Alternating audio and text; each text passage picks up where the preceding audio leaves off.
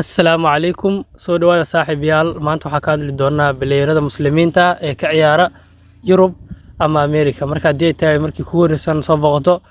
like noo saar muuqaalka subscribe na soo dheh siina share garee aad iyo aad ay u mahadsan intaan fiidiyowga gelin wax yar oo is xasuusinaya samayn doonaa maanta waa sida loo ogyahay sanadka 2025 maalinta ugu horeysay waxaa laga doonayaa inaad isbedel samaysid laakiin ma aha inaad happy new year meel kusoo qoratid waxaas waa khalad weyn marka aad tahay qof muslim ah diinta islaamka haystid happy new year ama aad dhahdid sanadka cusub waa ku faraxsanahay sanad waxba isma bedelo maalin waa isla maalinkii waxaana adeegsadaa waxaas Christmaska ama Kirishtaanka balangal gudagalno muuqaalkeena maanta ciyaartooygeena ugu horeeya waa Riyad Mahrez oo ah muslim Ousmane Dembele Moussa Dembele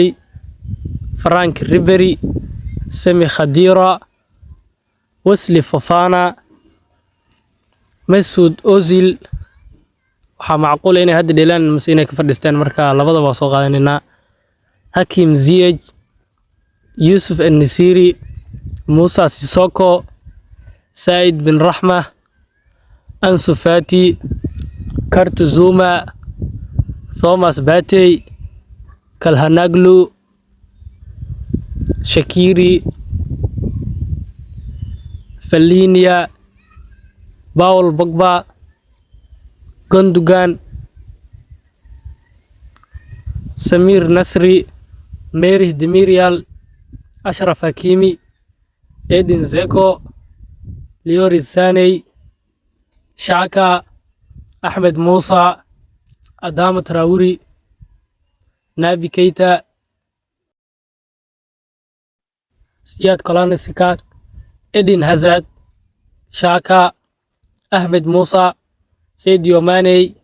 Emre Can Burak Yilmaz Handanovic Nicolas Pepe Nabil Fekir Pjanic N'Golo Kante Mohamed Elneny Kalidou Koulibaly Mohamed Salah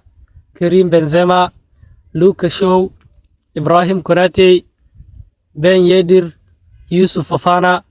Lamine Yamal Idris Gueye muuqaalkeena xigana waxaa kusoo qaadan doonaa baleerada Afrika kasoo joodo bal soo ciyaaro Yurub marka tan ay kulanta dambe. Assalaamu calaykum waraxmatullaahi wabarakaatuh.